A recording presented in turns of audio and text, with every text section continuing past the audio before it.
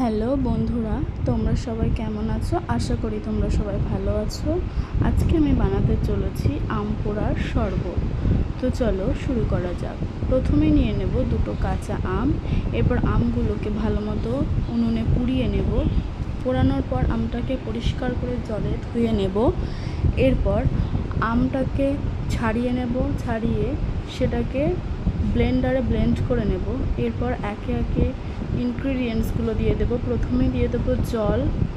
এর সাথে আমার বাড়িতে বরফ ছিল না, ওই জন্য আমি বরফ দিতে পারিনি। আপনাদের বাড়িতে বরফ থাকলে আপনারা অবশ্যই দেবেন। এরপর দিয়ে দেবো একটু বিট লবণ, পরিমাণ মতো চিনি। এরপর দেবো একটু গোলমরিচের গুঁড়ো। এরপর দেবো একটু মরিচের গুঁড়ো। তারপর দেবো একটু পাতি লেবুর রস। এরপর এগুলোকে ভালো করে মিশিয়ে নিলেই তৈরি আমাদের আম পোড়ার শরবত। এই গরমে খুবই ভালো।